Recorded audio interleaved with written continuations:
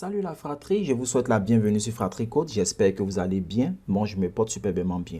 Lors de notre vidéo précédente, nous avons appris à écrire un programme avec une structure conditionnelle. Nous avons appris à comprendre pourquoi utiliser une structure conditionnelle dans nos programmes. Pour ceux qui n'ont pas suivi cette vidéo, je la mets dans la description pour que vous puissiez aller la voir pour mieux vous outiller. Aujourd'hui, nous allons aborder une nouvelle structure qui est en relation avec les structures conditionnelles. En quelque sorte, elle vient pour compléter la structure conditionnelle.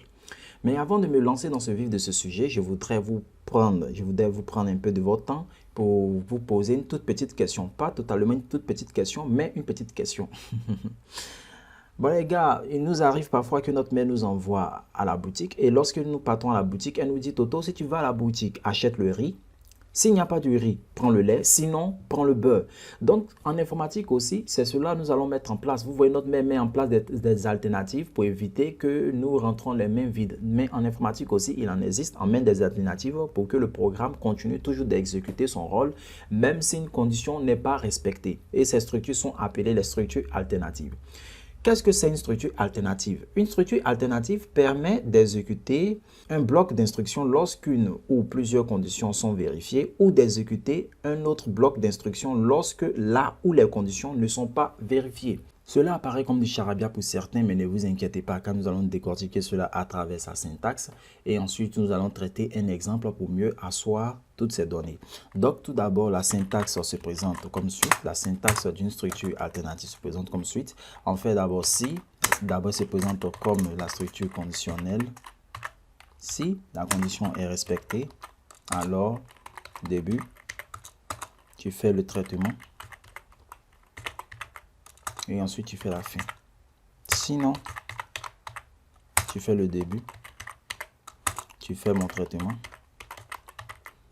Et pour terminer, tu fais la fin. Voilà.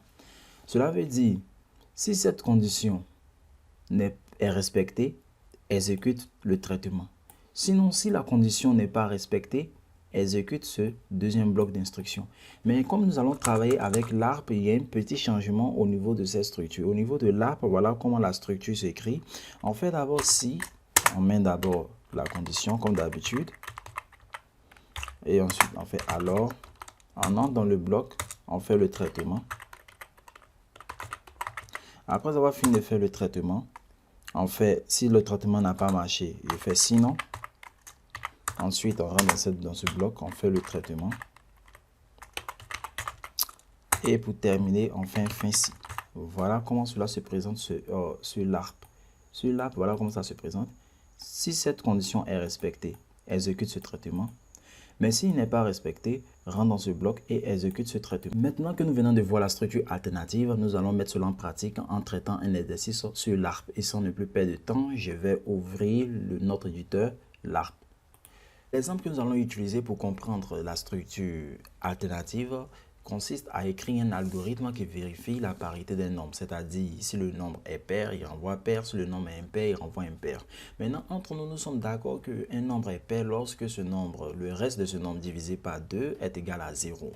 Donc, c'est ce que nous allons chercher à faire maintenant. Sans ne plus tarder, je commence par écrire. Ensuite, je mets entrée, un nombre comme d'habitude. S'il vous plaît. Je ferme, je viens, je vais enregistrer la variable, lire, la variable nombre, et ensuite je descends. Et puis maintenant, on va vérifier ensemble. On va dire si nombre modulo 2 est égal à 0, ferme la parenthèse, alors, mon gars, tu fais écrire et tu me dis que le nombre est pair. On ferme et on descend. Sinon, tu écris le nombre est impair. Tu fermes et tu mets un fin si. Qu'est-ce que cela veut dire? Voilà la structure alternative. On va traiter d'abord pour voir si le nombre est pair. Une fois que le nombre n'est pas pair, il va rentrer dans ce second bloc pour exécuter cette instruction-là. Donc, on lance le programme ensemble. Il nous demande d'entrer un nombre. J'entre 25 Vous voyez, 25 n'est pas pair, donc il nous renvoie le nombre est impair. Je réessaie encore, je mets par exemple 10. Il a vérifié, il nous dit le nombre est pair.